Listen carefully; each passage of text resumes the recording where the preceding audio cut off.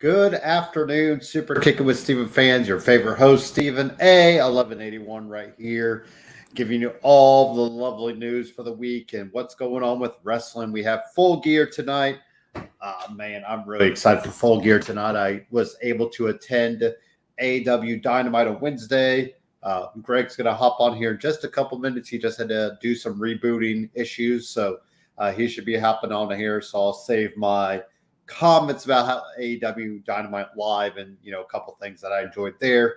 Also, we had Raw and SmackDown. We had NXT.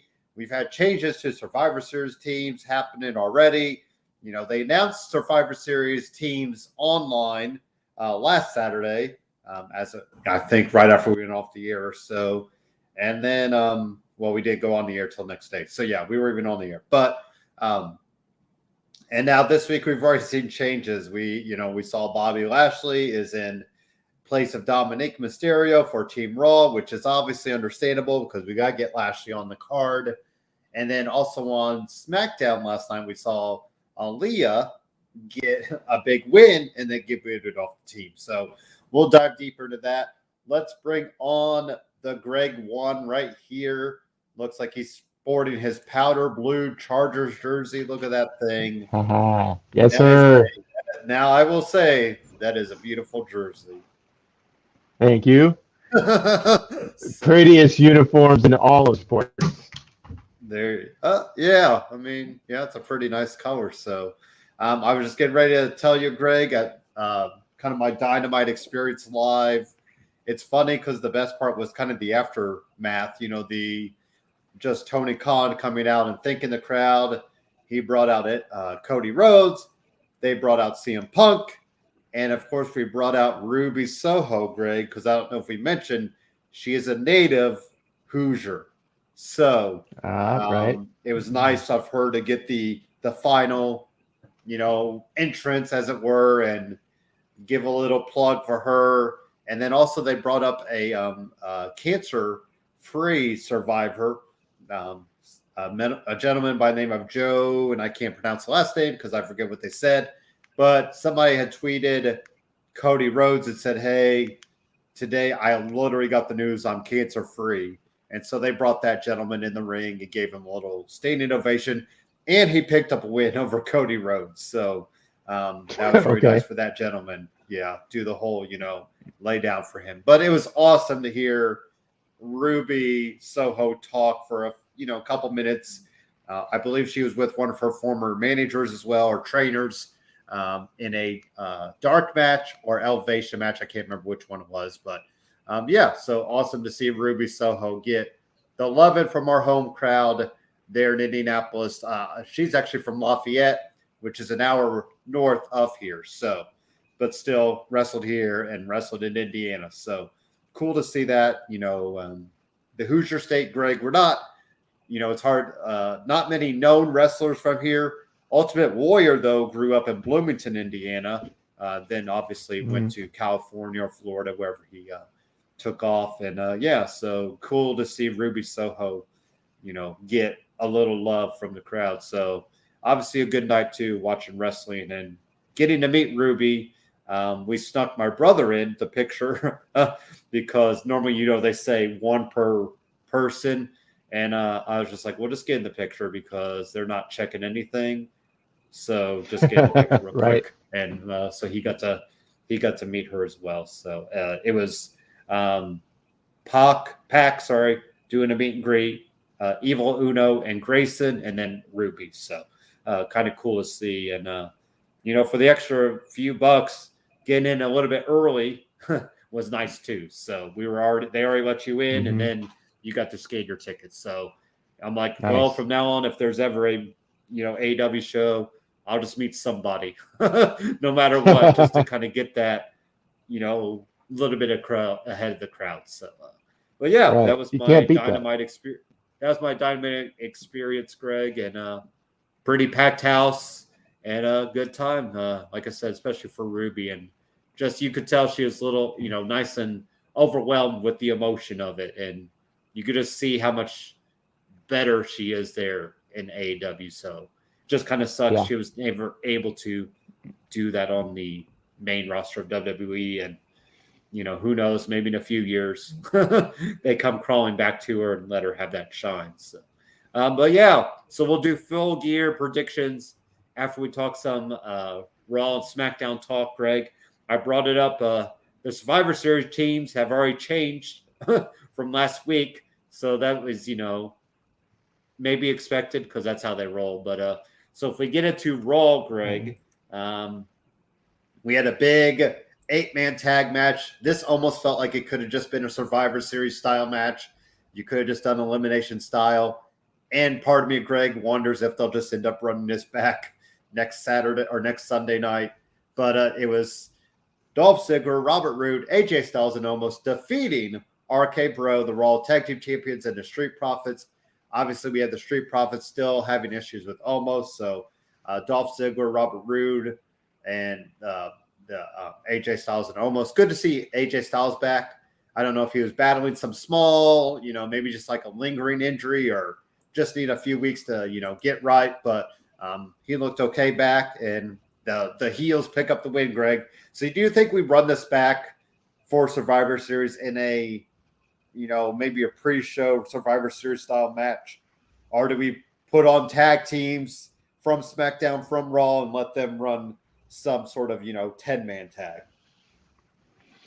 Yeah, I like this idea better.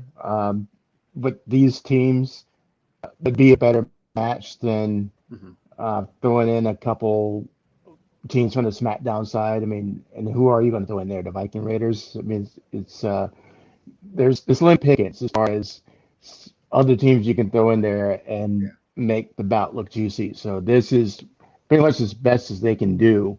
And you still have the star power in there with AJ. Even with Dolph, we crap on Dolph a lot, but Dolph can go when you give him enough time. And then, the Street Profits on to come up, and RK Bro, there's enough star power in the match to give you an entertaining match in the elimination format. So I see no problem with running it back and giving the heroes a chance to shine. Yeah, and like we said, I feel like it has pre-show written all over it, and that's fine. Real quick, Greg, I was just now the loving for The Rock. This is his 25th anniversary, and he debuted at Survivor Series, so he has to show up, right? In something, like a segment or something, right? I guess him cutting a little. Making he could end up doing like a promo from a trailer somewhere in Hollywood, maybe. I don't see him actually being there. And see, I feel like I mean, they did it for Taker, but then again, they propped up the Taker, Undertaker so much. But it's weird that, I don't know if you saw, they did a little photo shoot.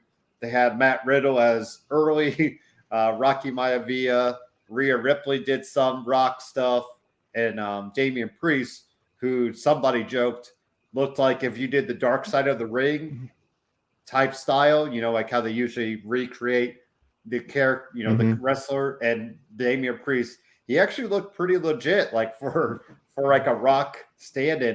The kind of right after the corporation, those silky shirt style, maybe pre-Hollywood Rock. So kind of. So they're propping that up, but I was just like thinking about that in general. I'm like, surely they just get him in, like maybe in the middle of the night, and put him in a little, just have him come out and say thank you and let him come into promo. Somebody interrupts him. He hits the rock bottom and goes, back to Hollywood. I mean, it's, but especially, anniversary, like 25th, this isn't like 23rd or 24th, 25th is pretty important. Right. So, too bad Goldust is still around because that was one of the team members of his. I remember that. But yeah, so I guess we'll see. But anyways, so some other stuff. So Bobby Lashley, Greg, we brought up, defeated Dominic to get on Team Raw, which had to happen. I mean, we need Lashley on there. It makes a lot of sense. And, I'm fine with them kind of rewriting the script, as it were, for this. Because we kept saying, what is Lashley going to do? And he needs to be on there. Probably dominate a little bit and then maybe get taken out by somebody. Maybe Dominic takes him out. just to kind of get revenge on that. I don't know, but it tends to be the teams turning on each other in these matches anyway. So, Greg, you're okay with Lashley in the match, correct? I believe the writers must have been watching our show last week and decided, they're right. We need to switch this up a little bit. So I'm going to give us the credit for that. The millions of Superkickin fans, and even goes into the writers' room at WWE, and they heard us, and this makes total sense. That Dominique's definitely the weak link, and it's very heel manager for Pierce to come out, or heel GM for Pierce to come out and go, you can keep your spot if you can beat the most dominant guy on the roster. And Bobby Lashley walks out. So it's an unnecessary storyline because he could just pick them in the first place. But hopefully it's going somewhere.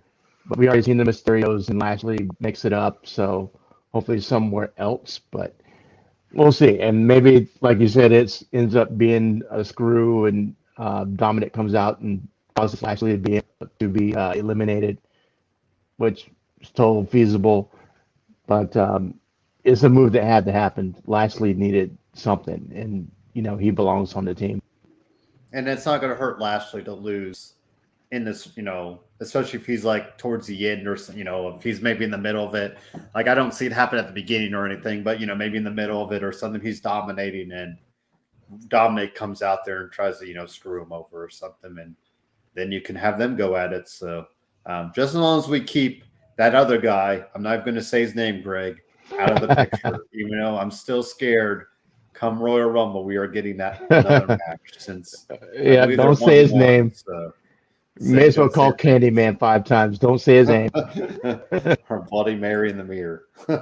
So, Big E defeated Chad Gable. I would have liked to see Otis get in there, and it feels like we might get Otis and Big E.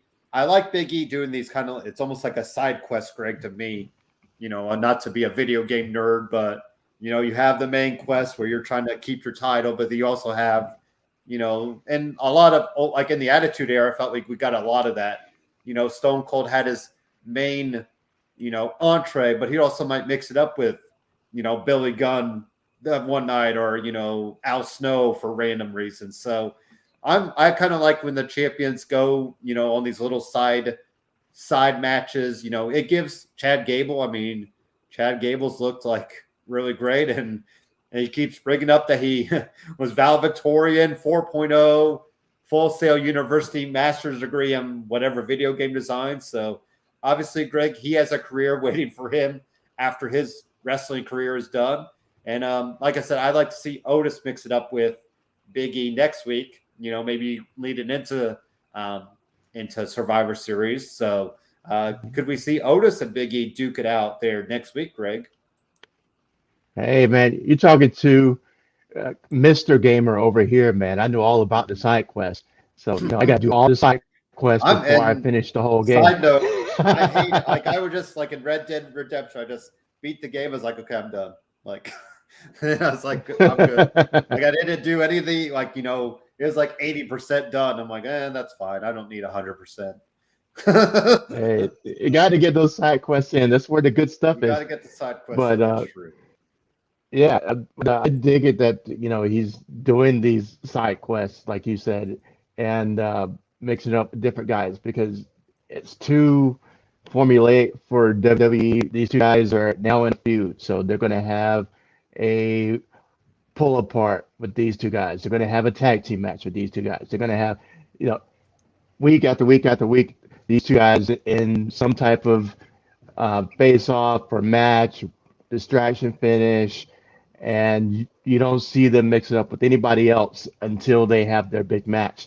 That's the big difference between them and AEW, because two guys will be in the rivalry, but this week you'll see them against a different character over here, and then the next week you're going to see them with a different character over there. And it's better because you're building up anticipation for these two guys to face each other by having them beat other guys on the way to each other. and we're not seeing them against each other week after week after week in some form, way, shape, or form. And by the time you get to that big match, we're already seen it 5 times and we're sick of it. So, um, yeah, let Big E venture off and see who else is aiming at him, and you set up more rivalries in the process. Like once this uh, current angle is over, then there's Otis waiting for him, and then something else will build up while he's heading up to face Otis, and then that'll be the next guy. So there's always a lot of contenders waiting for him. So why lock him into this guy, and that's all you see him for a month and a half until they have the big match. It's a much better formula. And that's a good thing about SmackDown as well with the Roman Reigns, Usos, New Day stuff. I feel like that's been such a good side piece to what could be next for Roman. Because Big E and Roman, I think, is going to be a great kind of fun match as well to see at Survivor Series. So Drake Maverick defeated 24/7 champion. So let's see if we get this right. So Akira Tozawa won it. Corey Graves won it. Byron Saxton won it. Did R-Truth, I believe, won it again. Drake Maverick won it, but then didn't Reggie ultimately get it back is what I'm remembering. Yeah. Yes. So ultimately it goes back to Reggie. But right. Hey, so Corey Graves through 5 different hands. Byron got to get I was just waiting on Jimmy Smith to get his run too. And then Corey Graves put out I was surprised he didn't put out the bomb that said he kind of misses wrestling. I'm like, oh God, don't say, not that I don't want him, but you say that, and what is everybody going to run with? Oh, he's coming back. So it's like, but that's Corey Graves on Twitter. He knows what he's doing on Twitter. So, So Reggie ultimately gets the title back.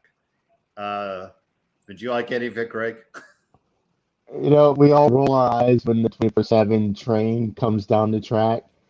And, we've seen Reggie do the flip into the ring 50 times now, so it's old hat. But this particular segment was great. I love this, with the wrinkle they threw in. And I saw it coming with Graves, crouching over in the corner. Yeah.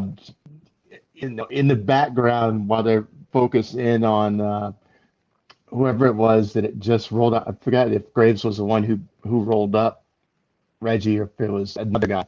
But see Graves crouching for the roll up. I was like, oh, here we go.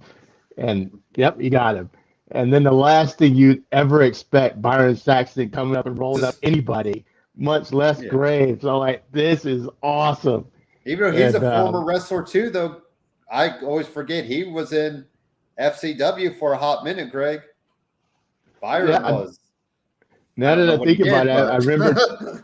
I remember the New Day talking about it. At least Big E, or he was there when one of the Big E members was there, and I remember them talking about it. But looking back or Byron and see, his character now, you'd never think of him as a wrestler. Oh yeah, of course. And perfect roll up, and I love how he broke down his own roll up, and that was great. And then Byron gets to brag on it that I pinned you, and want to know. It was great. It was so great. So this whole segment, loved it. And usually I hate it, so this is the exception to the rule. But and Corey Graves won the tag team titles. I think it was either Neville or Corbin. I think it was Corbin in FCW. So second championship ever for Corey Graves, if we're counting his lineage of. I was waiting for Carmelo to roll him up, but I think that would have been a fun little. Maybe you let Corey have it for a hot minute and then Carmelo gets it. But speaking of the women, of course, we had the Raw Women Survivor Series team, have to take out their frustrations on each other, Greg, because, they can't coexist, because why would they be able to coexist even though we're battling for Team Raw? Anyway, so Liv Morgan, Greg, comes out on top. Obviously, we were all headed in that direction. I'm excited for Liv and Becky to mix it up. And right now, Liv Morgan makes the most sense to kind of get Becky next. So I'm pretty happy with that. And I thought it was a pretty decent match. You have Carmelo still rocking the Mask. You had Liv, or you had Selena, Carmella trying to team up a couple times. You threw Rhea Ripley in there, and yeah, you had a pretty decent match. And like I said, ultimately Liv comes out on top. She's not going to beat Becky, but I still think Liv will be able to come out of like that next tier if she puts out a good match with Becky. So, Greg, what do you think about this fatal 5-way match giving Liv Morgan the win? Yeah, I think it was kind of predictable. When you look at it, that Liv was the only person in a match that Becky hasn't beaten in a one-on-one match, and everyone else has had a recent match or a title match with her. So, I kind of figured that Liv was going to win, and I'm all for it. A new matchup. Liv's been, protected pretty well. She's been rolling up some wins, and I still don't see any reasonable. Yeah, exactly. Sometimes she wins by the roll up. But I don't see her, of course, winning a match. But hopefully it's a great match, and maybe that is the fuel to have some more matches with these two. If and they end up bringing the house down. Yeah, because like we said, next month it's just War Games. So now we're getting War Games December 5th. So I assume they're just letting NXT have all the shine for December, and then we'll get the January 1st pay-per-view for WWE kind of coming back. So hopefully that gives some people time off for Christmas time too. Maybe give them a little extra days before. Maybe you'll do the holiday shows. Obviously, I think they usually go to I think are they doing a super show somewhere, maybe in New York usually, like the day of Christmas, the day after. So, maybe with no pay-per-view, you could give that weekend, for some time to catch up with family or rest your body, or the weekend after. So I'm kind of okay. And I mean, I like TLC, Greg, but most times we feel like TLC, you're just throwing names in a hat and saying, okay, these guys need to be it's like Hell in a Cell sometimes, like Seth and Edge made sense. Like, we got that. But sometimes you just throw a TLC match for no reason. So, and then finally, one last thing about Raw was Seth Rollins defeated Kevin Owens by countout. I think the big thing is Kevin Owens snapping on Big E. I still don't know if it means heel side for KO, because we have Seth as the main heel, Greg, and I don't know, obviously we have room for more heels, but is it just showing that Kevin Owens just frustrated with everything and it doesn't matter which side of the fence he's on? So, and like we said, we're still, I kind of wonder if he's like me in school mode, where it's just, this many days till the end of school, this many days till the end of his contract, because I think the writing's on the wall, and it's, but so if he goes out as a heel, if he goes out on his back, goes out his face, I still think, the writing is there that AEW BAUM and really it'll be like Bryan Danielson. We're going to see another side that we haven't seen of KO probably in a long time. So, what do you think about the whole Seth Rollins defeating KO by count out, Greg? I thought the angle's good. The match was good. I would have rather had a more definitive finish, but I get it. This was the way to finally get KO to his breaking point. And so I like the way it ended with KO just snapping and destroying everything in sight. And I think that's what it is that he's marking off those days till Christmas, and Christmas is the end of his contract, and he can get out of there. There've already been some not so veiled references to Mount Rushmore on WWE TV, which surprises me enough. But I think he is good as gone, and he's just they probably gave him some leeway to play it the way you want to play it, as long as within the framework of the storyline. And him turning vicious, and it's going to lead to a good bloodbath type of a match on the way out the door. And what better way to set him up for AEW than with a match like that? Even if he takes an L, that having a banger of a match on the way out the door is the best way for him to leave. Yeah. Yeah, I definitely, it just feels like it's just heading that way. And yeah, we'll see how that goes. So let's do some NXT talk.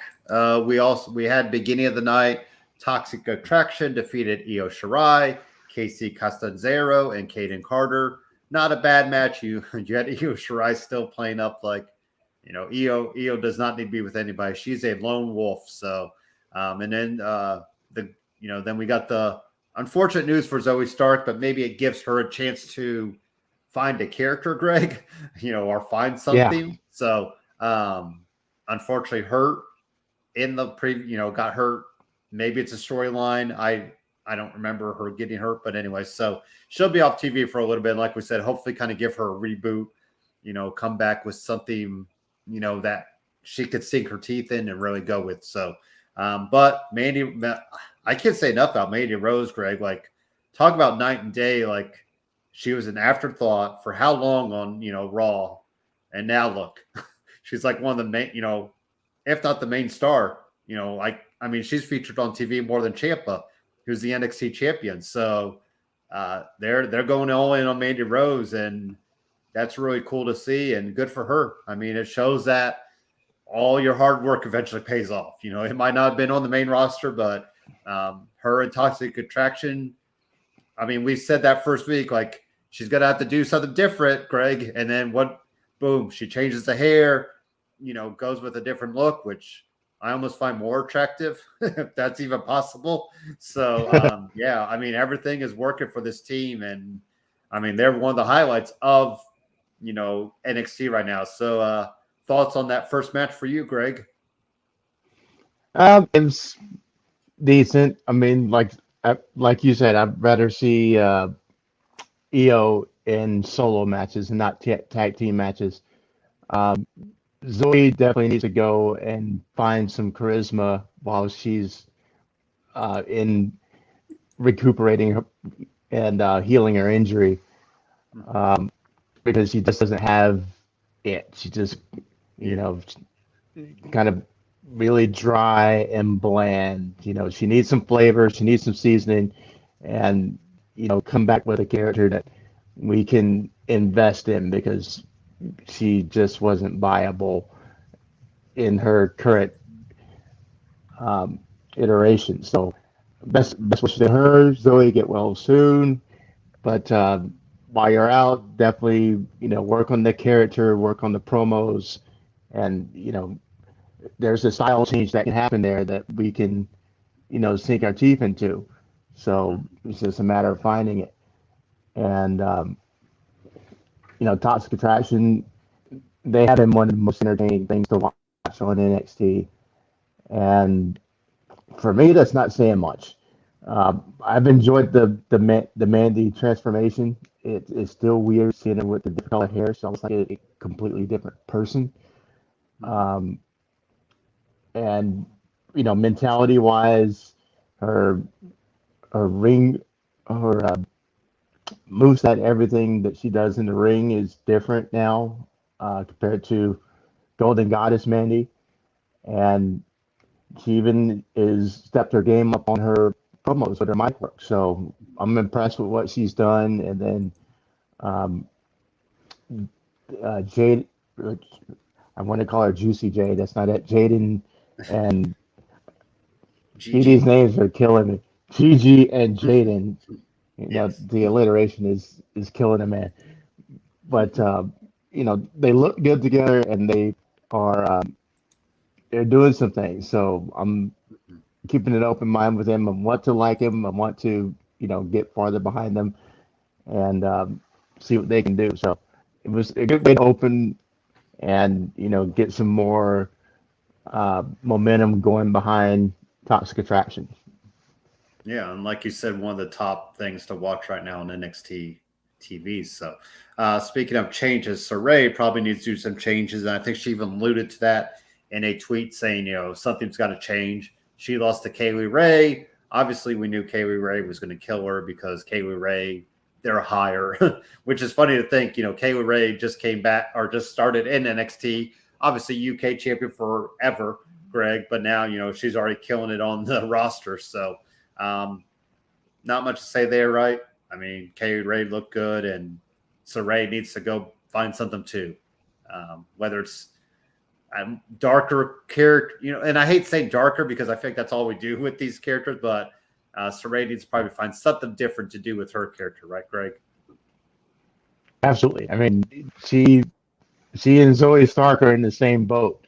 You know, there's nothing cool about them. There's nothing that pulls your eye to them, and there's nothing special in the ring. So they all need to go back to formula and come up with something else, because this doesn't work. I mean, we had the good drop kick, and that's about it. Like that drop kick where she almost took out Mandy's nose, literally, and then that was like her highlights. So, which I guess, Greg, like we always say, one highlight is better than no highlights. But yeah, so true. How about Boa? This whole Boa character they're doing, almost like Ting Shaw, I was gonna say, or Mei Ying, whatever, you know, and makeup, and now what, the lights went down, or didn't go down, but they started flickering. He changed it to whatever this was, and then Joe Gacy picks up the win. Still wants Harlan to, you know, be with him, whatever regard that is. But what about the Boa transformation, Greg? Is that something that can work, or what do we think about this? Because I was kind of, I was a little mixed about it, and now I'm still kind of like, I got to see it keep playing out, I guess.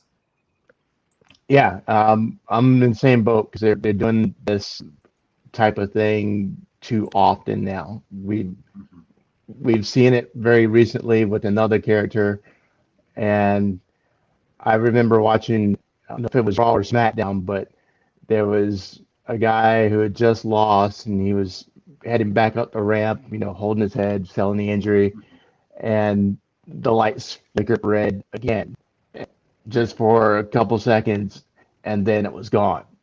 Nobody mentioned it, nobody said anything, but it was, you know, if you were watching, you would have saw it. And now you fast forward to this, same thing happens, except they keep it more pronounced, and Boa goes under some type of transformation and ends up being, you know, transforming into some type of monster, and kills the poor souls in the ring with him. And before that, when we see it, Finn Balor with Roman Reigns. So they're overkilling this particular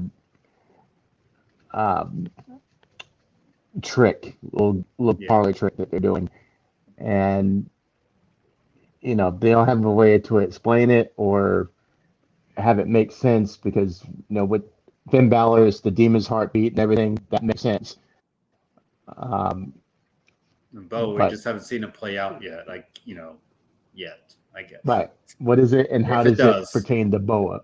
Right. Yeah. And then they had a similar thing with the Fiend, same thing with the red, and that was supposed to be part of his supernatural power. So hopefully not doing the supernatural thing with all these different characters. And, you know, what was it doing in that Raw or SmackDown segment?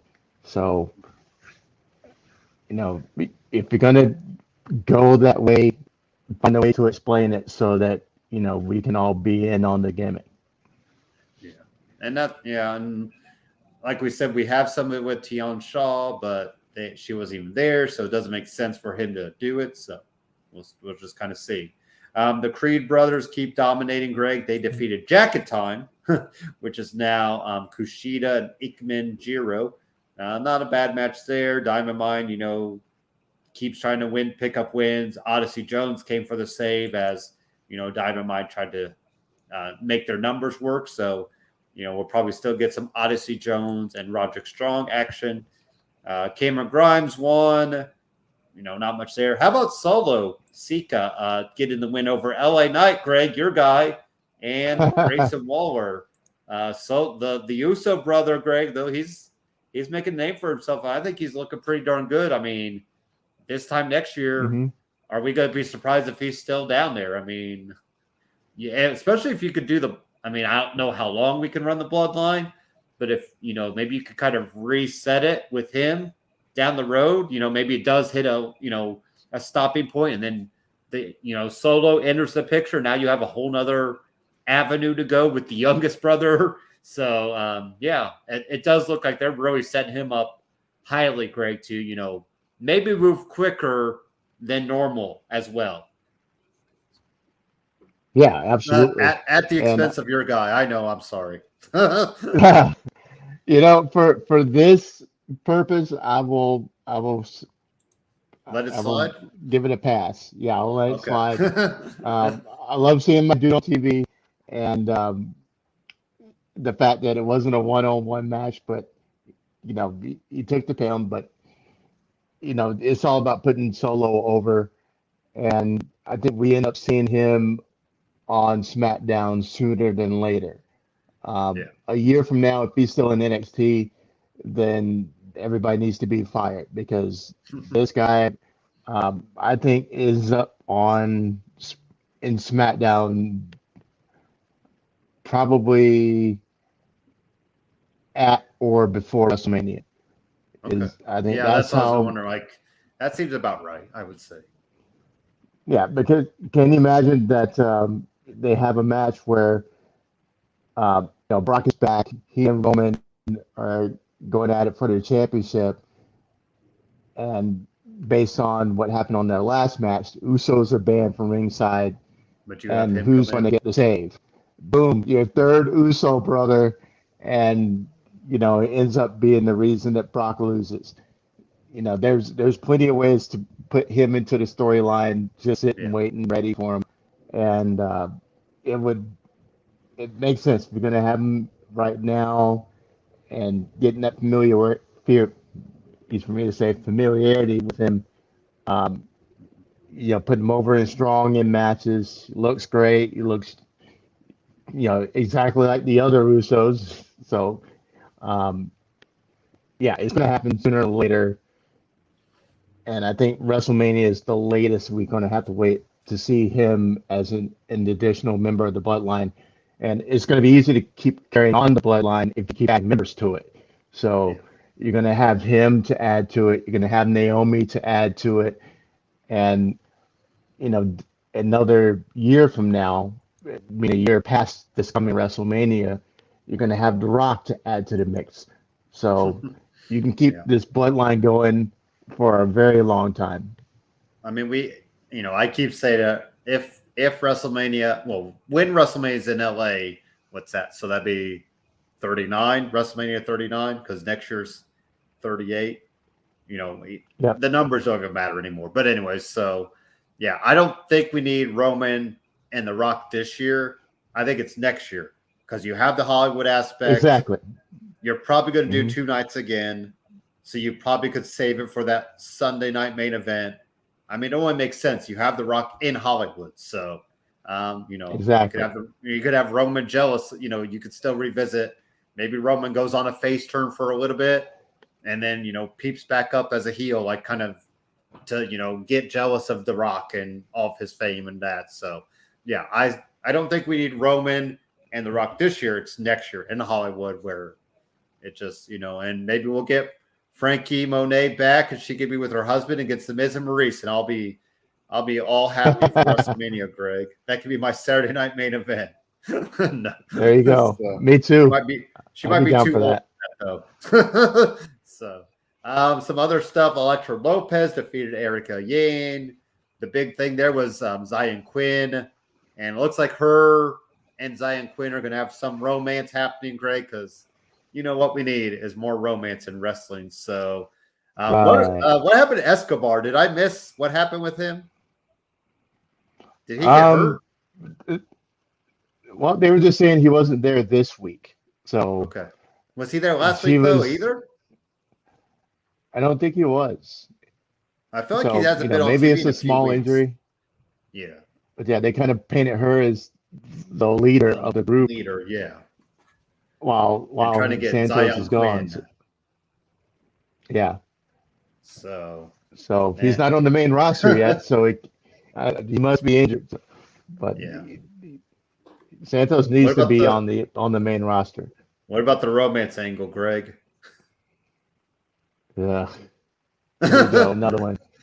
I mean, we didn't know Indy and Dexter would like work out the way it did, so who knows? At least Zion and Elektra look more believable. Yeah, And maybe that's the heat maybe that's between why we those hate two it. is palpable. Like it feels like it'd be a real romance. So we're like, we don't want this. Who wants real romances?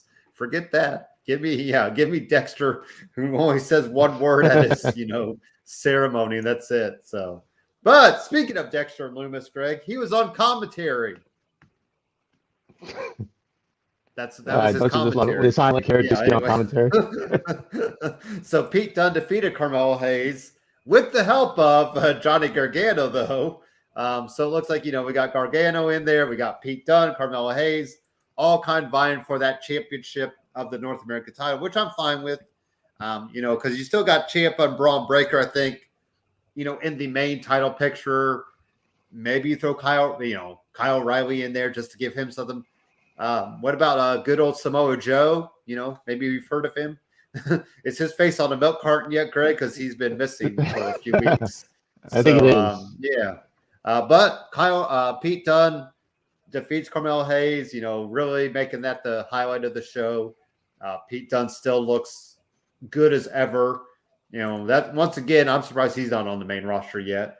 But yeah. So, Greg, what did you think about the end of NXT? And then we'll go into SmackDown and then we'll do a little break and give our predictions for Full Gear and wrap up the show. Yeah, it was fine. The match was good, and the right guy went over. Dunn needs to stay strong because he needs to be the next man up for the championship.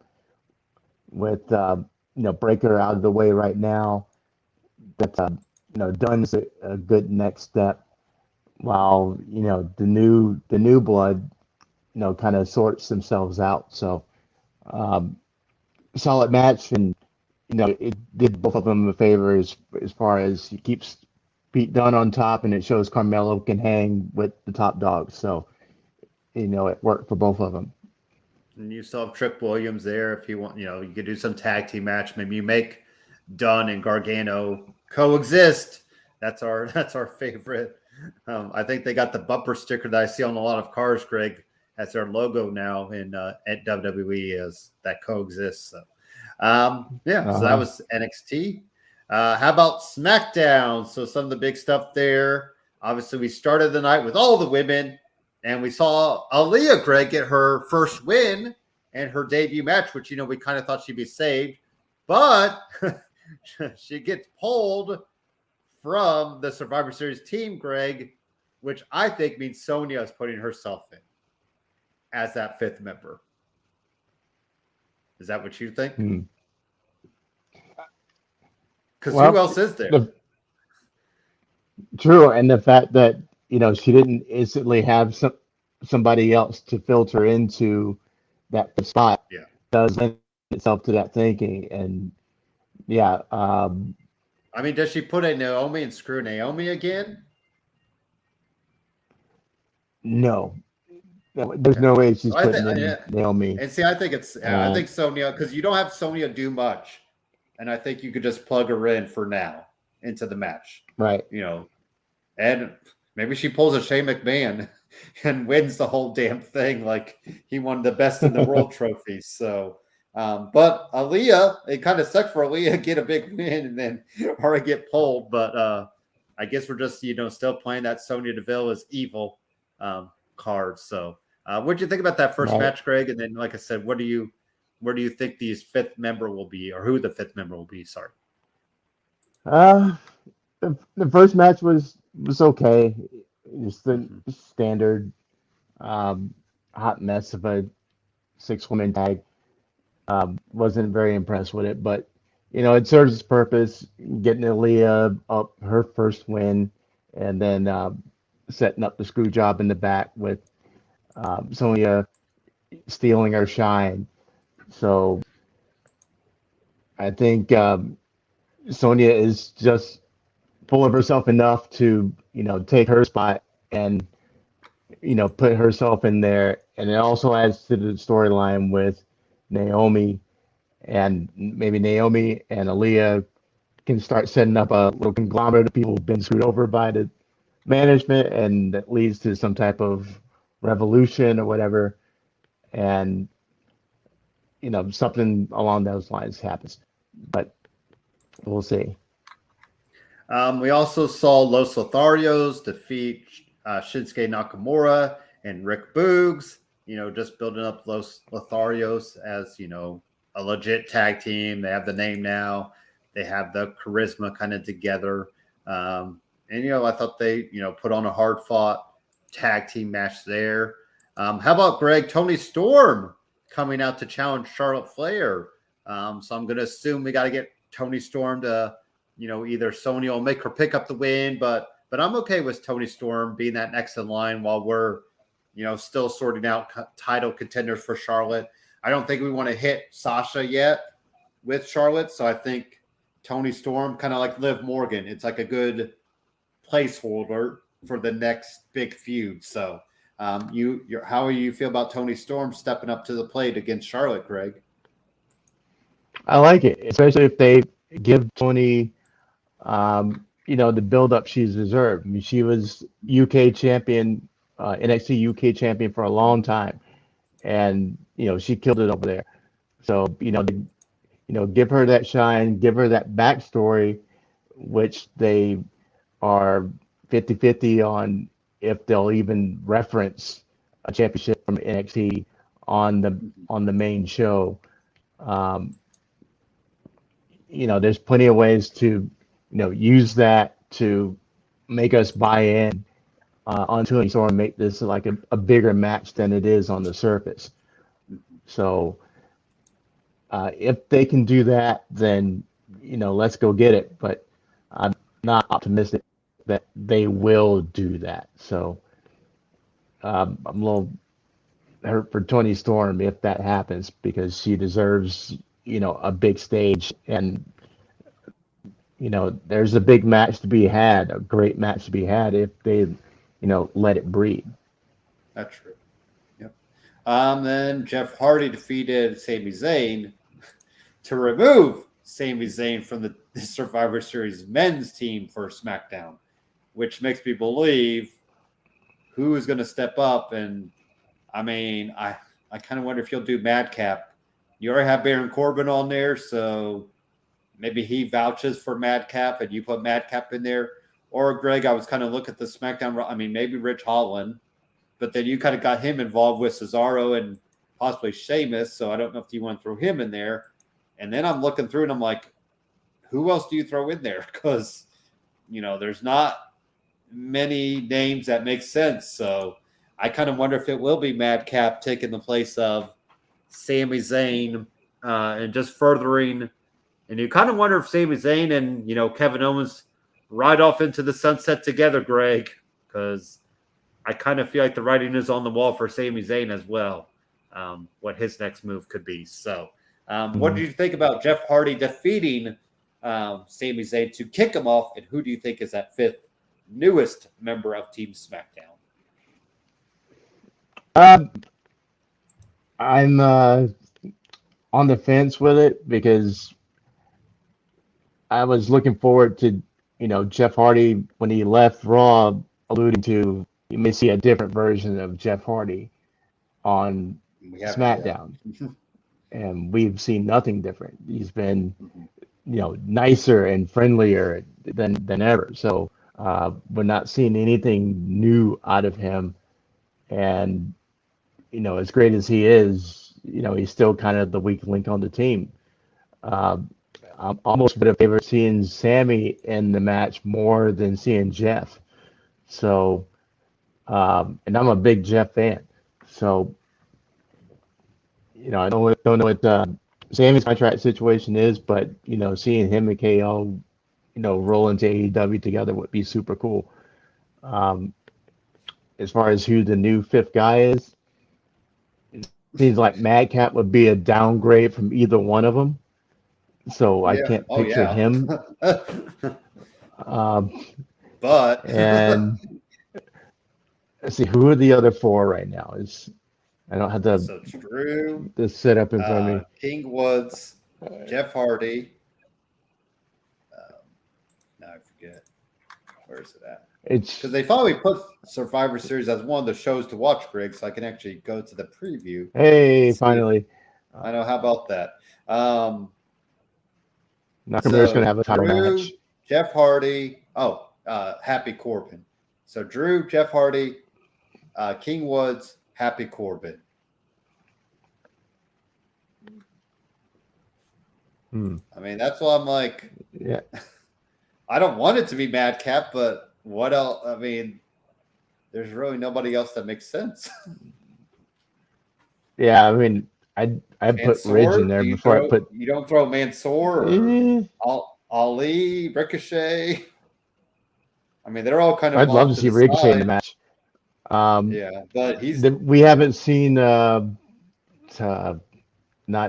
Shanky, but Veer, his new. We saw him last night. Did you? That he cut a promo as the real Slim Shanky, though.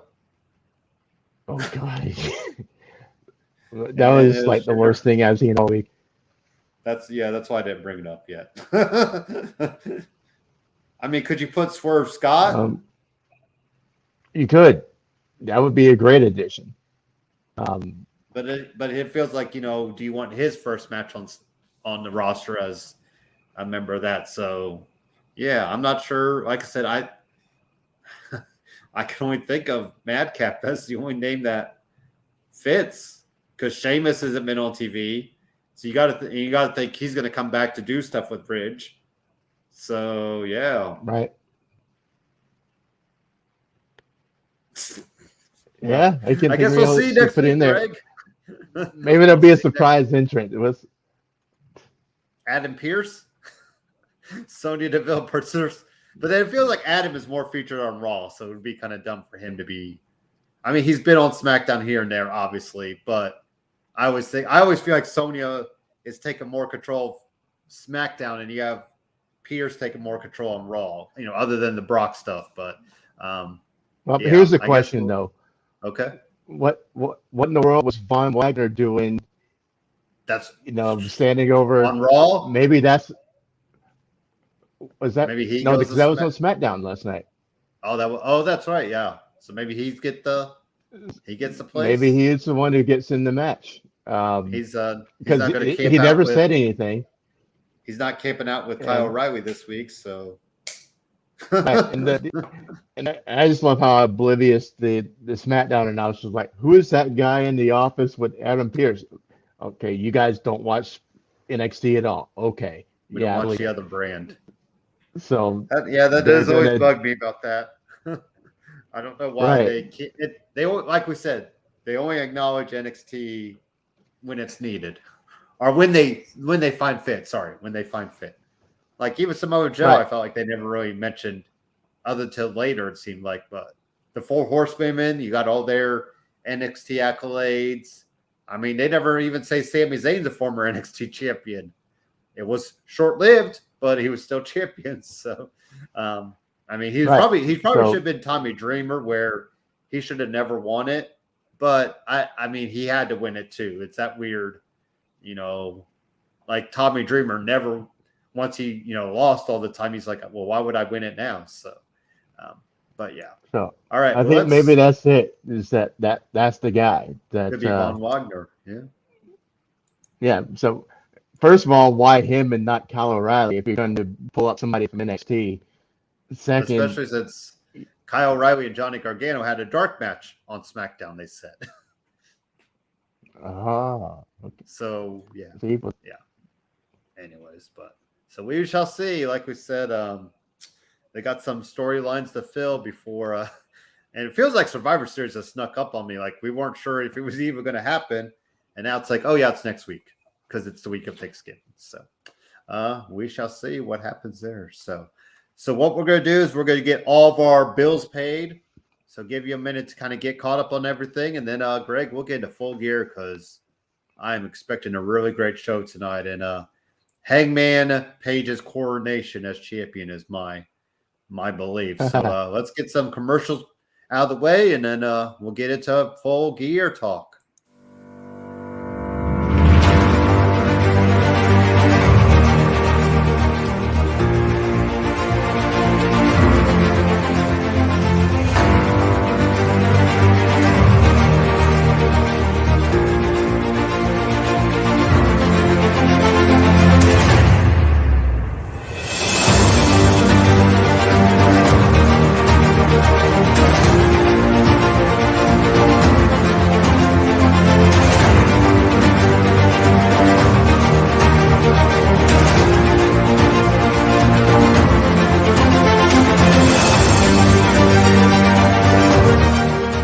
What is up, everybody? It's your boy Dan over at BWSPORTS1.com and Black and White Sports.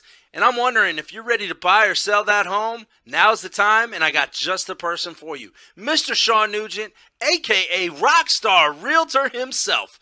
317-503-8322. Put that home on the market. Get into your dream home with this man. Talk to Sean at Talk to Tucker today, 317-503-8322, and make sure you tell him the boys over at BWSPORTS1.com sent you.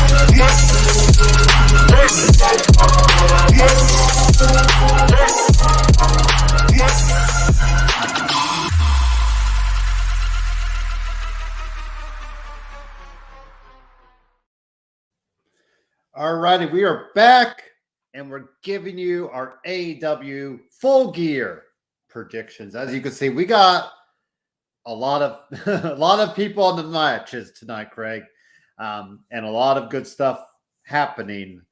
Still don't know. I don't know if we saw. I thought we talked about last week. So Bray Wyatt, we're hearing, is working on a film. So I don't think he's going to show up tonight. There was rumors that he was supposed to debut tonight. I don't think we see it, Craig. I think we're still going to wait it out, and maybe Revolution or Double or Nothing will be the better debut for him, and we'll see what he does. I mean, give it plenty of time to get what he needs to do and all that. So, first, Greg, first question: which match are you most looking forward to?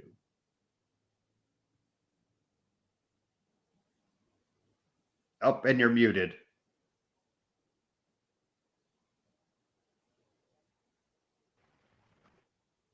Oh, there you go. Hey. Okay. All right. Good job. Can you hear me now? Good. Okay. I can hear you now. Horizon. Yeah, good question. I would have to put it between the championship match, of course, Heyman and Kenny. Yeah. And the tag team match between Lucha Brothers and FTR. Okay. Because I think we're going to get a tag team clinic right there.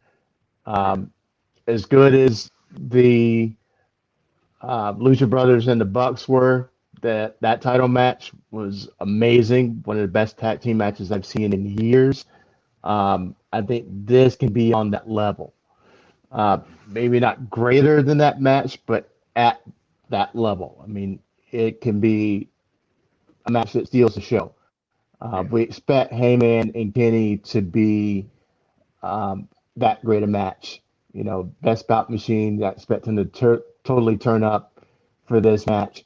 But with this being the coronation, that like I'm following you, and I think we're going to end up getting the Heyman coming through. That the last 5 minutes of this match are going to blow the doors off anything we've seen in AEW so far, including Heyman being the first person to ever kick out of the one-winged angel. I'm calling it now. So I think that's going to happen, and we're going to get him getting the pinfall very soon after that, within the next minute. So that's my called shot right there. Is that hey man, kicks out of 1 week and Angel fires up, shot, boom, new champ. So I think between those two matches are going to be the best ones of the night. Okay. Yeah, and the Punk and Kingston one is the one I'm like, I think I want to go. I want to see it just because either guy should pick up the win.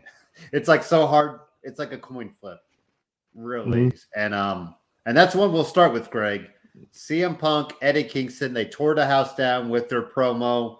They had the backstage lot thing last week. They had the pull apart already. Who are you calling for the win here, Greg? Yeah, I love this match, and it was hard not putting that in that top 2 matches you want to see, because, like you said, that promo still has people buzzing today, and it's a week later. I've seen so many posts on message boards about that promo, and people are still, it's hundreds of comments deep. So fun reads if you get bored sometime today and want to go down a rabbit hole, go into those message boards. But this match, I love it because you don't know who's going to win. Most of these matches, you can look at it and say, okay, I see who's going to win here. Whether it's advancing the storyline or the end of a rivalry or whatever, you don't see it here because both of these guys are going. It's going to be 50-50. Half the crowd's going to love Punk, half the crowd's going to love Kingston. It's going to be odd because it's going to be one of those matches that is not 100% Punk. And I think it's the first match Punk has had where he has a legit chance to lose. I know he had his first match with Darby, but who was going to call him losing his first match back after 7 years? So, even in Chicago, exactly. Yeah. So the writing was on the wall right there, is that he wasn't going to take his L there. But now next All Out, Greg, let the heel go over Punk. There you go. That's next year, though. But anyways, yeah. Right, but this is one now that's been far enough down the road from Chicago that you can legitimately see Kingston getting the win. And Kingston being Kingston, maybe he does it by pulling the trunks. Maybe he does it by putting his foot on the rope. Maybe he does it some underhanded way, and then Punk can come out and go, see, I told you, this guy is a bum. And it beats the fire more. And we get more, it serves its purpose in getting us away from happy Punk. I'm glad to be back. I love you guys. Stage dive into the audience. And getting angry Punk, which is the best Punk, when he's got a chip on his shoulder and, then he starts spitting fire and then everything is gold, like that promo that we just saw. So I would love for Kingston to win this match and, get more mileage out of the story, because I think we saw with that promo that if we can get some more of those, holy crap. And that would be the best way to do it. That being said, is Punk going to be? Is this going to be the guy to hand Punk his first loss? So for the record, I will say no. I want Kingston to win, but for the record, I am saying Punk is going to win this match. Okay. And and see, all your reasoning is why I'm going with Kingston. I love Punk to death, but and I feel like we got more miles to get out of this. I mean, we only just started this a month ago, if that, 3 weeks ago. So I feel like you've just tipped the iceberg. You can get some violent war happening between them. Maybe you do a ladder match for, a world title shot or TNT title shot. And so that gives them some gold to fight for. So I feel like Kingston's going to get this because all the reasons you said. And it's funny because you've said all that, so now I don't need to say no.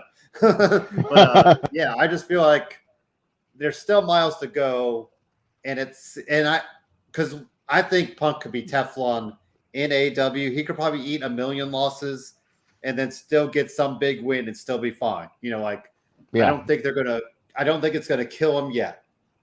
So I'm going with Eddie Kingston to pick up the win. I think a lot of people, it's probably 40, it's probably 50-50 on a lot of people for this. So I will say Kingston on this one. And then the other blood feud we have brewing is Darby Allin and MJF, Greg. I'll start. I think it's got to be MJF. I think Darby is the guy too, like Punk. Can eat a couple L's. Maybe we do Wardlow and MJF versus Sting and Darby down the road. That gives Darby a win there. I don't feel like this is done yet. So I'm going to MJF to pick up the win here. How about yourself? I'm going to go opposite. Okay. So I'm going to Darby. Yep, I'm going to go with Darby. MJF has had the upper hand every step of the way, and he hasn't lost a match or singles match yet. I'm thinking if he did take the loss to Jericho. Okay, so he lost at All Out. They both lost at All Out, so that's why it's like, which guy needs the bigger win or needs the win here at the other pay-per-view? Yeah, so MJF is the top guy, the top heel in the company, no matter what happens after this match, in this match. And just the fact that Darby hasn't had the upper hand at any point of this storyline is, I think, why he ends up winning this one. He, finds a way and, scoops a roll up or, stuff like that. But I got Darby in this one. And we're probably, I think we'll see a lot of wrestling stuff, but you feel like there'll be a little bit of shenanigans just to kind of, even though they keep saying it's a straight up wrestling match type deal. But yeah. And like we said, I still feel like there's miles. You still got some tread on these tires to go, as they say. So there is. And it also sets up a more long-term story arc when, if you had to figure who's going to be AEW champion first. Is it going to be MJF or is it going to be Darby? Darby has this win in his pocket by the time that MJF is champion. They can always refer back to that, because it happened, a year earlier, 2 years earlier. And, he can be painted as the guy that has MJF's number or something. And Darby has the TNT title win. Right. MJF has the Dynamite ring that he got. What? I think that's been like 2 years now, hasn't it? Yep, like it's been at least, because I think it was towards the beginning of AEW's run. So I'll go the opposite side of my little screen here, Greg. How about Pac, Cody Rhodes versus Malachi Black, Andrade and Idolo? I feel like, Greg, we're getting this almost feels like a Raw 2018 match here. we're reverting back to, I guess if you really want to get sad about it, probably would be our main event back with their booking. But anyways, now they get the, all the shine. A weird pairing with Malachi Black and Andrade, Greg, but it's kind of working, I guess. And, you still have FTR with, Andrade getting paid off. You have Pac and, Cody Rhodes. I almost feel like Pac just turns on Cody because, who doesn't turn on Cody anymore? You have Cody still cutting the, I'm never going to turn heel promos. I'll let you go first because I don't know who I'm picking. So you can have at it first. And hopefully you'll talk me into somebody one way or the other, Greg.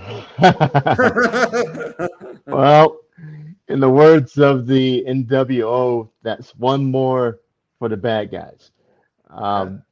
I got Andrade and Malachi getting the win. Okay. Just because Pac and Cody makes no sense. One of these things is not like the other, and Pac belongs on the other side of the ring with Malachi and Andrade. Do you think he turns in this match? No. Because he's going against Andrade, so it's weird. Right. And, you never know at what point, they will all sync up, with Andrade and the history of the Death Triangle already. To put all four of them together would be super cool. I think that would instantly become the second best faction on the whole show with that talent. And you have a team that go against the elite. So I would love to see that happen. Plus, you add in whatever partnership they have with Malachi Black in the mix. So you have 5 of the strongest players on the roster in one stable. Yeah, I'd be down with that for sure. But is this where Pat turns? No, I don't see it. Maybe a errant super kick or something like that. And but I think Cody's going to end up taking the pin in this one. And I'm starting to go that route too. I think you didn't necessarily talk me into it, Greg, but I feel like Cody eats the L when when he feels he needs to. And he did just get the win over Malachi, so you wonder if he does eat the L here. And I do think some errant, mess up by Pac that kind of loses the team, and then we get Pac and Cody just as a one-off, and then Cody just feels really directionless, though, doesn't he? Like you're throwing him in little things, and I know, like we said, he probably needs to go heel, but that's probably what's keeping him from going heel, because then what? Like, then what do you do with him? Because then you have people almost cheering because he went, it's just a weird dial. He should have never done some of his promos have really turned him, Greg. And I almost wonder if the reality show is going to kill him, because I think people see that other side of him and they're probably not liking it, because I think it's shown him more, I don't know. It just showed him a different light, I think, than what I hate saying envision, because, we always put guys and girls in a spotlight, and if they don't show in that spotlight, then we're going to hate them. But some of the promos by Cody haven't done him any favors. I still think that patriotic one, like, just it almost sounded like he was at a MAGA.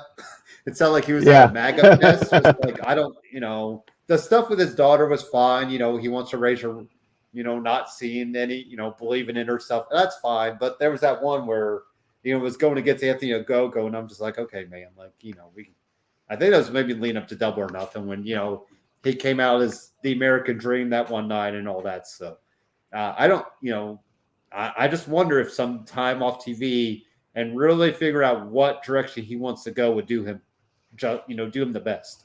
Let other guys, do the backstage stuff that he needs to. Even if he's doing, I mean, from Tony Khan's word, it sounds like the Cody Rhodes, the Omega and Matt and Nick aren't doing as much producing backstage. So maybe it might be good to take some stuff off of Cody's plate and let him figure out, okay, what character do I really want to present? Just because right now, it's just like you said, throwing stuff at a dartboard. If it sticks, it sticks. If it doesn't, you almost keep going with it till it sticks, and it shouldn't. So, yeah. How about, speaking of the Young Bucks, we got the Super Click, Adam Cole, Bat Jackson, and Nick Jackson, which the other night we also kind of threw Bobby Fish a little bit into there, Greg, because I think we see Adam Cole reuniting with Bobby Fish and Kyle O'Reilly next year.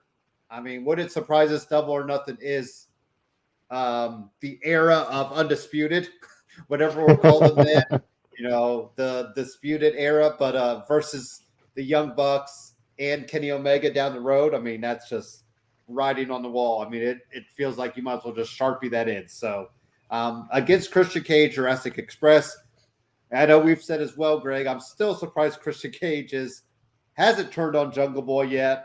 I thought that would be coming, but I guess they feel like you got enough heels. You probably don't need Christian Cage turning. This is Falls Count Anywhere. I think Jungle Boy, Greg, picks up the win for his team, either on Matt or Nick. I think you want to save the Adam Cole stuff, maybe for a singles match for Jungle Boy to finally overcome Adam Cole, but the snare trap on Matt or Mick, probably in the middle of the ring, even though it is falls count anywhere, which it is funny to have these matches. I feel like they never end up taking a pin outside the ring. It's always, in the ring. So, we have a question in the chat that we'll bring up in a second. But so Greg, Christian Cage, Jurassic Express is my official prediction for this match. It's And a hard yours? call. I guess this is another one that goes either way. This is why I'm loving this card so much, is that all these matchups can go either way. They're 50-50. Unlike the competition where you know who's going to win as soon as they walk out. There's a great case to be made for both sides. But for the sake of this one, just off of what I've seen recently, I'm going to go ahead and call it for Jurassic Express. I like how they built up this rivalry. I didn't like that. Adam Cole takes a concerto and wrestles 2 nights later. But that's just me. I like it to that effect. I like they've started ramping up violence a little bit.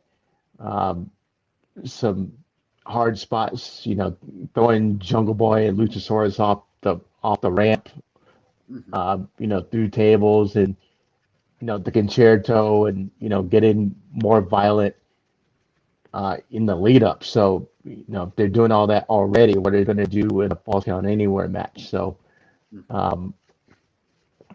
I'm excited for it, but we'll chalk this one up for the good guys. And here's our question from Cesar Mejia. If Wyatt shows up tonight, in what way? So, Greg, I think if you were going to have Bray show up, it would have been in that previous match that we just talked about. And I think you would have him cost Cody the match, because Cody seems to be the guy that guys show up against. And, I mean, give me Malachi Black and Bray Wyatt as a tag team and let them run. So if he was going to debut, I feel like that would be where he is. Do you have any thoughts, Greg, if he was going to show up? In what way would you want him to show up? If he's not doing a Fiend-like character, I'd love for him to come out at the end of the Danielson and Miro match. Okay. And if he's not going to be, Mr. Supernatural, I have, Undertaker-ish powers, if he gets away from that, then I'd love to see him, Bray before the Fiend character.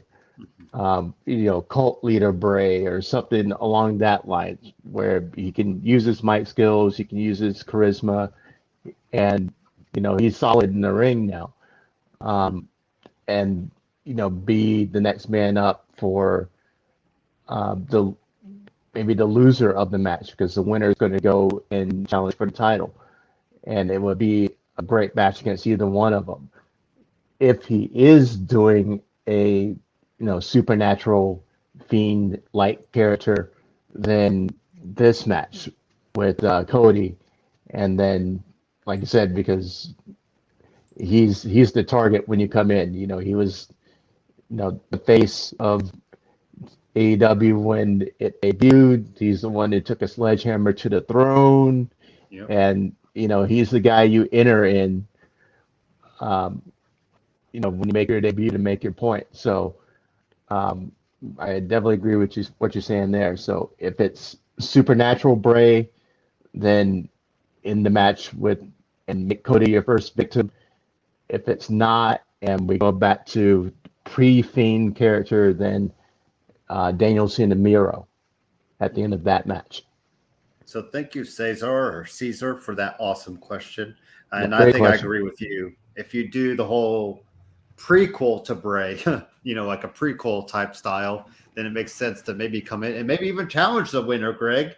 Maybe he just says, I'm ready, So either way, you wonder what they might do. I mean, I think just with him being so, he's really, because it sounds like he's maybe going to be a lead in this feature film. So you wonder if he even has, if he just wants to focus all that and then focus on wrestling down the road. So, well, I guess we'll talk about this match. You already know which one I'm leaning on, Greg. It's this one, that whole Minneapolis street fight. Only thing that makes me feel good about it, Greg, is Dan Lambert got all the upper hand on Wednesday night with that horrible. I mean, that I felt bad for Jericho. Like I thought Jericho was gonna literally gonna just slip and just hit the back of his head, because Lambert could not hold him up at all. And right. So I'm just saying, inner circle, inner circle, inner circle, inner circle. Just let this be done, Greg, and move on. Let Men of the Year do their thing. But that I just felt like I was it Men of the Year where I'm like, they better help Lambert hold up Jericho a little bit more, because Jericho's about ready to fall out. I'm like, this is going to be the ugliest looking power bomb or whatever, deadly bomb, whatever you want to call it. Because I felt so bad for Jericho. I'm like, man, you got to eat that thing, and it did not look good at all. So I'm just calling all inner circle. I think you said as well last week, Jericho gets a win over Lambert. I mean, and then like we said, we're done with this, because I guess we have to see what Junior Dos Santo and is it Andrade or Andre? Is it Andre? Yeah, Andre Arlovsky. Yep. I think we have to. I guess I kind of want to see what they look like. If they look like they can go, Greg, then maybe it has legs. But if they just look, totally out of place, and maybe they just look bad, you just got to give the inner circle the win. Because I think it's kind of hurt Sammy Guevara. I feel like he's cooled off so much, and that it's almost hurting him, because you don't have anything with we don't even remember he has the TNT title. He comes out with it, and then that's it. And I feel like they don't even mention it.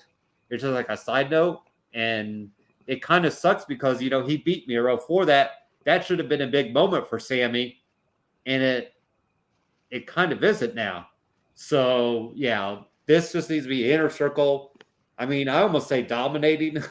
I know it won't happen, but, definitely Jericho pinning Lambert, shutting him up, and just moving ahead with, what they need to do next. So.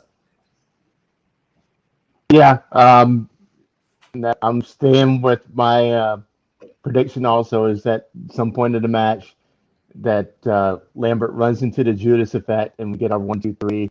I totally agree with you that this was just for the whole top team angle and help put Sky and Ethan Page, onto the next level.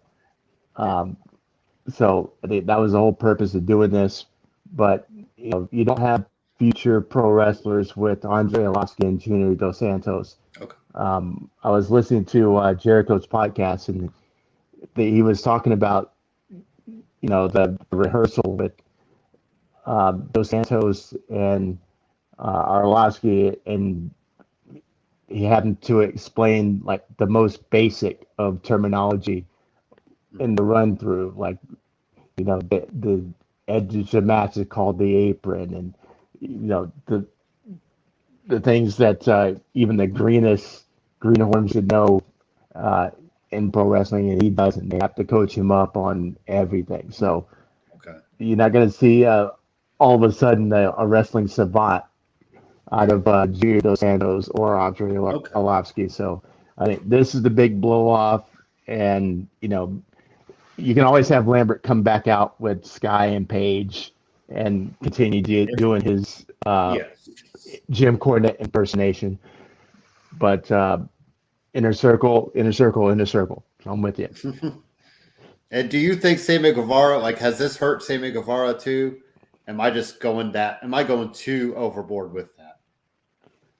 Sammy's lost some shine because of the whole angle and having him involved as 5 piece instead of giving Sammy that spotlight. especially after he just won the title. So it's defined him down a little bit. But so yeah, but I mean, I guess it just he depends is on what putting his he's time to next. get that back. Yeah, like if we give him a good feud next, then this is kind of all forgotten. But and Greg, here's a side question too. Paige Van Zant, does she do something in this match? I feel like she's talked about enough. I feel like she'll do. I don't know what she does. Maybe a pump. Probably a low blow. I mean, that's pretty. Maybe on Hager. Well, it probably needs to be on Jericho at some point, or maybe she tries to do it, and then Jericho like stops her and kind of like flings her away. But I'm going to assume with the street fight aspect, you could have Paige involved at some point. Do you think you see her do something in this match? Yeah, I think she'll kick somebody in the nuts. Yeah, just because she get away with it. It's a street or fight she anyway. misses Jericho and hits Lambert or something. You know what I mean? Right. Like it'd probably something like simple like that. Now, is her husband is he Orlovsky? No, her husband was Austin Vanderford, the other. Okay. Not the guy that they didn't. Everybody's like, who's that? Who was his name again? But he was on the other guy. He was on 1 week with her, right? Like he was there in the background 1 week though, not right. Yeah. But then the last couple weeks he hasn't been. Okay, so I don't imagine we'll see him. I think we'll see Paige because she's been kind of talked about, and it sounds like she kind of wants to do the wrestling thing. So maybe this is a good way. Maybe she does, set them off the top rope just to kind of give her that. I mean, you got plenty of people who will catch her, hopefully. So yeah. Right. How about the World Championship Eliminator match, Greg? This feels like all Bryan Danielson's to lose, but is it going to hurt Miro and maybe Lana? I mean, maybe she could show up and help Miro win. But I'm calling for Bryan. I don't see any reason not to have him lose this match and be the next contender. I mean, it makes more sense if Kati keeps the title, but I'm fine with Bryan Danielson and Hangman Page as well because Hangman win over Bryan gives him legitimacy. So, because I feel like Danielson's going to lose his first title match anyway. I don't see him winning it right away because let's face it, Bryan's better in chase mode. So I think this is all Bryan Danielson, Greg. And like I said, maybe Lana shows up because why not? I'm just still like, give me Lana, Miro. I really want to see what they could do together without the shackles. I mean, honestly, I feel like, then we can really see what that pairing would have been like. So I'm going to go with, Bryan Danielson for the win here. I'm going to go the other way. That's I'm going to call it from Miro. That's and part of it is that I think this is finally where we're going to see Lana or CJ or whatever her name is going to be. Yeah. Finally reappear, and it could be one of those inopportune moments. Low blow, or her music hits and everybody turns around like, who is that? And Daniels is not ready for it, and he catches a super kick to the face or the Moxka kick, or whatever they call the kick now, and takes the L. But then the accolade, right? And then Miro versus Hangman in his first defense. Yeah, I'd love that. That's another thing too. Miro versus Omega could be a good, like if Omega keeps the title, which he's shown it. But anyways, you could still do Miro against Omega. And I think you'd be fine there. It gives Miro that next step up as well from where he's at. So, yeah. But hey, go ahead. Sorry to interrupt. No, but I agree with you. Is that Miro against either of these guys would be amazing. But he's definitely proved he is a top tier guy. He's one of the top 5 guys in the whole promotion. And so I want to see him against everybody. He's been so miles and miles and miles better than he ever was in WWE. And this what shows what a huge difference is when you have a little bit of creative control and the brass in the back puts their faith in you. You get stuff those promos are fire. Those matches are great. Those, everything he does is amazing. So, And once they there's did no Miro wrong in answer. this capacity, like Yeah, they realized whatever was whatever they try. I think they let him try to do what he wanted to do first, and they're like, okay, you did your little video game best man stuff, and now we'll just give you, what you need to be, and that's what this is. So. Lucha Bros, AEW champions versus FTR. Greg, how about that match with Pac and Dax the other night? Like that, his chest, man, was bleeding. And he woke up the next morning, he still had a bruise. So he showed that the next day. So pretty hard hitting one-on-one match there. And I'm gonna say Lucha Bros pick up the win here. Actually, wait, no, I'm going opposite. Sorry, FTR. I think FTR gets all the gold, Greg. What? I know. I want them all the gold. Sorry, I meant to say that because they're living legends. They got that weird 70s music now, and I'm giving them all the gold. I think it just makes sense. So I'm going to FTR, Greg. But I know you're going Lucha Bros because that's your bros. Damn right. The only thing that could have made this better is if they made this title versus title, and so Lucha Brothers can win their AAA titles back. Like every title, yeah.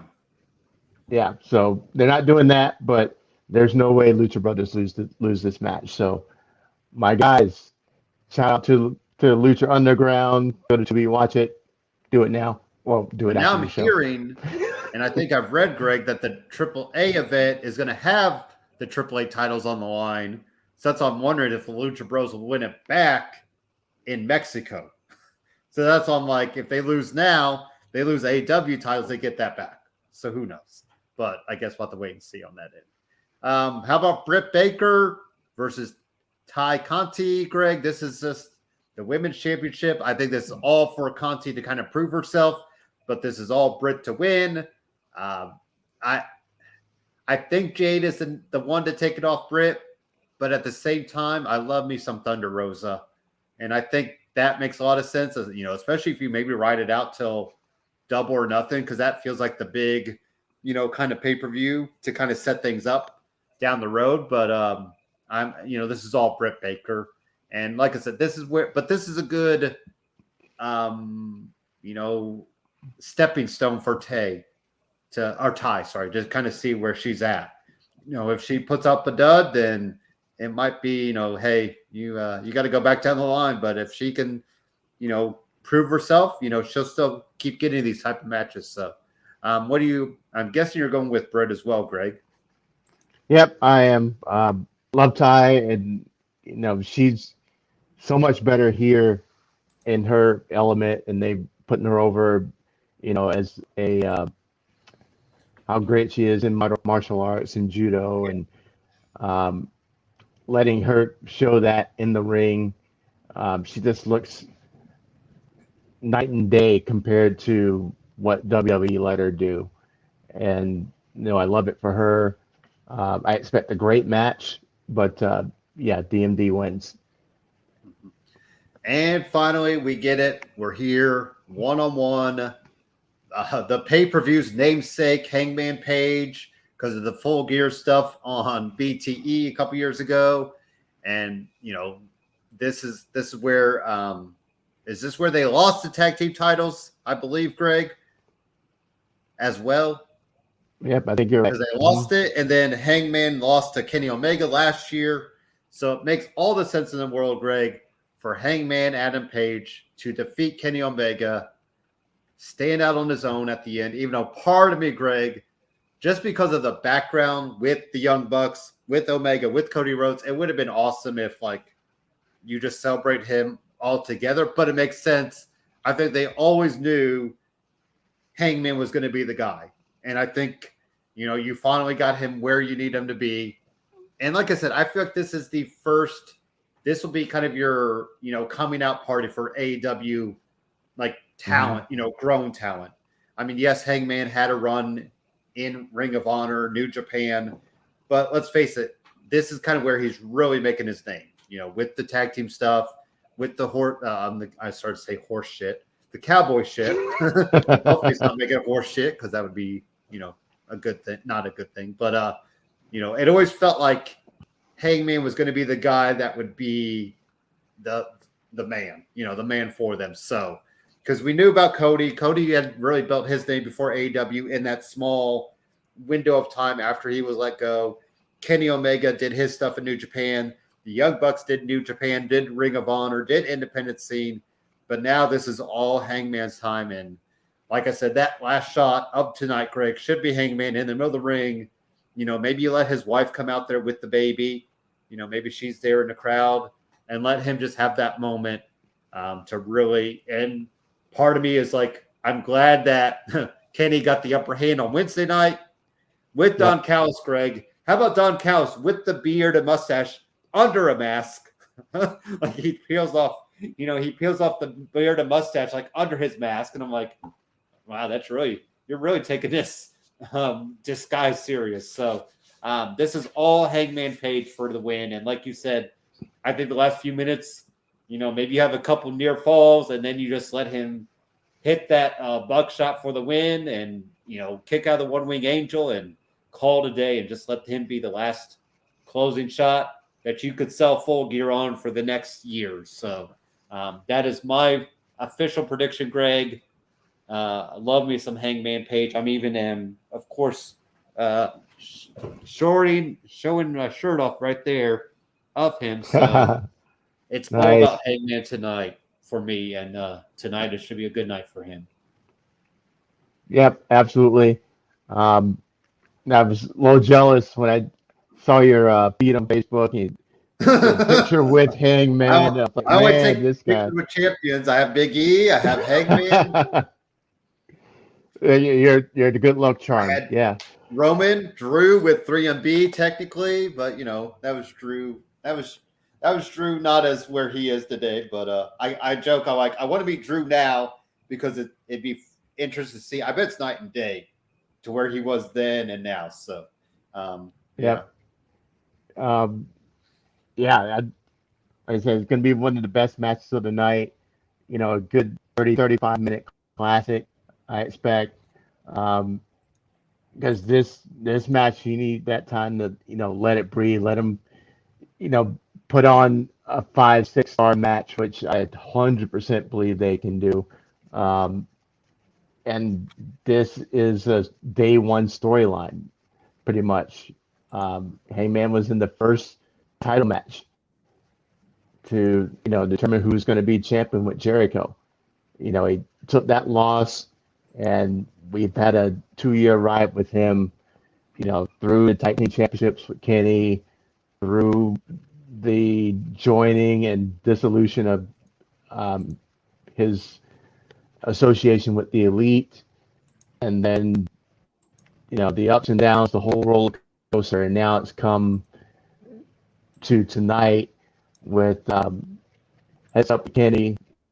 That last promo, Kenny kind of talking down to, there it is. Look at those guys. There Two it is. champs right there. It's just like we're two friends just hanging out at the bar, even though I don't drink. But right. Yeah, so there's your closing shot of Full Gear tonight, Greg. I didn't tell you I'm actually hiding under the ring the whole night. Oh, there you go. Ready to find a beer bottle that he's going to smash Kenny over the head with and get the pin. Yeah. But yeah, this is going to be the one that definitely blows the roof off the place. Like you say, he's going to be the first man to kick out of the one-winged angel, and Kenny Shock is not going to recover from it. Then we get a buckshot, get a pin, new champ, and then maybe the locker room empties. The wife comes out of the crowd, the baby, and we have a Kofi Mania moment, or something along those lines, and going off on the highest note. So, or like Luger beating what was it, Hogan? Remember when everybody came out to help Luger celebrate? I think it was, wasn't it? way back in the day. Yeah, that type. Or I mean, even the locker room emptied out for Sammy Guevara. So you're thinking like, you wonder, and like I said, it would be a little bittersweet if the Young Bucks, Cody Rhodes, and it almost be like the curtain call. Like you don't want to do it, but you bet backstage, Greg, that there'll be a nice, and I almost wonder if they'll feature it on BTE, that there might be some backstage, like just all, little, hug together, because this feels like it really would be the good corner, even to say this is not that AEW is not on the map, Greg, but it almost feels like there's a little more momentum that, in All Out, like, which is crazy to think, because think of that, think how that buzz was for All Out, and it feels like tonight is just about there, and if you close it out with Hangman winning, I feel like, you can kind of surpass that in a way, which is hard to say. But just with everything that happened at the end of All Out. So I'm really looking forward tonight. I've already got it ordered on Old School, Greg. Pay-per-view. Can you believe that? This Bleacher Report live app is crap, and I cannot find it to order. I tried the Fight TV, which is only available for UK people to order through. So I was like, okay, well, my family has Uverse. I'll just order it through their TV. They got pay-per-view stuff. So are you going to be watching it live, Greg, or are you going to try to catch it? Yeah, and I'm taking a cheap. I'm taking a cheaper route than you are, because I'm seeing that. I'm going to AMC. Oh, and I almost thought about that. I think that would be awesome to see it in a theater, though, like with the sound. Yeah, that would be a first for me, seeing a pay-per-view in a movie theater. And what, 25? Is it $25? Yep, $25. Yeah, so that, I mean, it's really not that much more. It's not that much. I mean, it's cheaper, and you think like you'll get to see that live sound quality and the live. I mean, I've really debated like WrestleMania. I think that'd be kind of fun to watch WrestleMania, or one of the big pay-per-views at a movie theater. I think that'd be awesome. So it's in a small theater, but it's going to be a full theater. I was looking at the seats, and it's already 2/3 full, and so I think it would be a lot of fun to watch.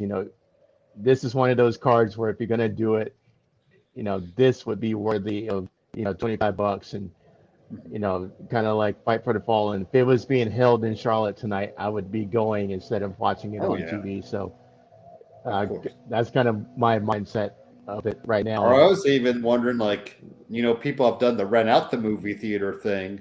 It's too bad you couldn't do that for these, and just invite 20 people and charge them $10 to help kind of offset the and you still get all the concession stand stuff you want, and not all of it, but people could buy their own concession stand. But I think that'd be all. I saw this playing here, literally at the movie theater across the street from me, and I'm like, I almost debated that, and but then again, the comfort of my home is nice too. So it's like it's that double-edged sword, like.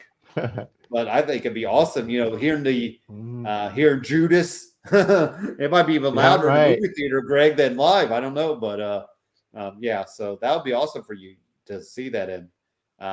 You'll have to let me know how that goes. Like seeing it with, almost probably like watching it live in person. At the, like, you feel like people are going to react like that. So I know I brought up B-Dubs because back in the day they used to show all the WWE pay-per-views, and Hooters used to too.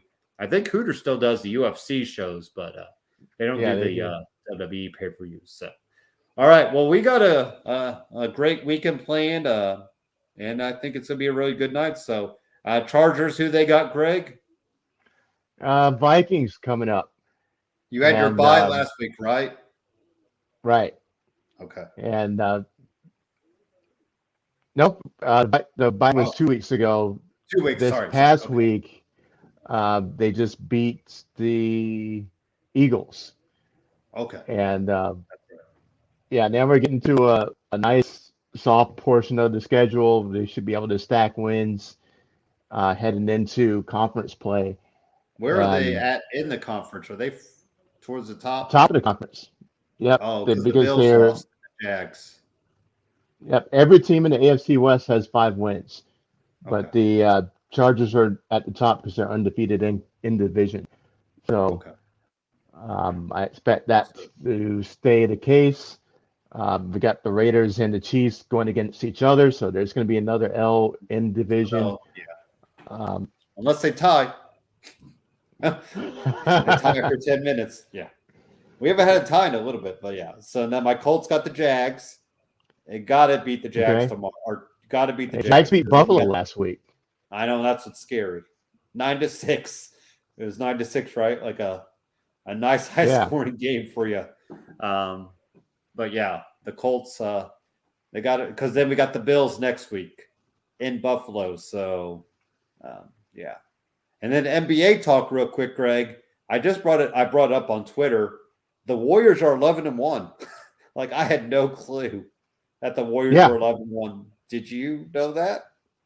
I did know that. Steph Curry is I pay attention to Pacers. fire.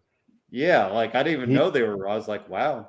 So yeah, he's been throwing up 40 burgers like it's nothing. Like his life depends he on just, it.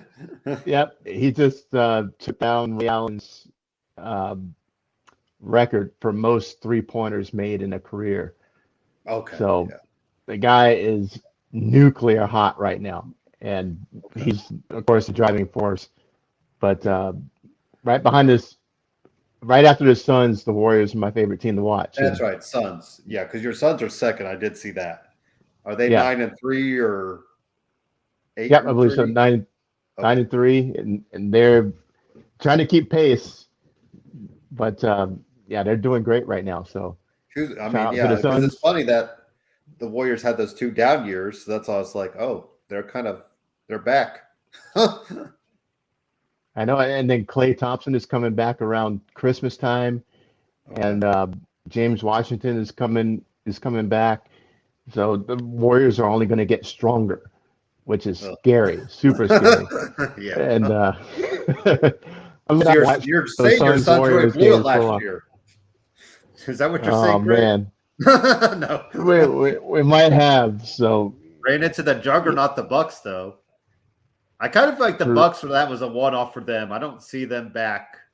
I don't know why. They're in 11th in the conference because I know they're ahead of the Pacers, and we're 5-7. I think they're 6-7. So, yeah, the Bulls are showing out. Really, Sixers are still showing strong. That Bulls team. I knew the Bulls team would be good. I mean, you looked at some of the things. Even though now, I guess the tampering charges might be coming out pretty soon. They could be charged quite a bit of money, and then you wonder if they'll take draft picks away because it sounds like there was some serious tampering happening there, and they don't like that. So, you always see the guys after the games, Greg, when they do this, and they have to be like they said, recruiting each other. Said a couple times, like, "Oh, I'm going to come play with you guys." So, yep. Don't even get us started on Oladipo here in Indy. Anyway, so all right. Well, I got to head off, and I'm going to head for a belated birthday party at Dave & Buster's. Got a friend wants to meet there, so that's going to be fun. Nice. I don't know if you've done Dave & Buster's, but it's always a good time there. You kidding me? I love D&B's. Gave him food. Like, what else could you ask for? Exactly. So. All right. Well, we'll end the broadcast here and talk to you guys next week. Back at it after a full week of Full Gear tonight, and then head into Survivor Series. We got to predict that next week, so we'll keep the predictions going. And then we got War Games a week after, or a couple weeks after. So we got plenty of wrestling talk for you. So have a good day, and talk to you guys later. Shout out to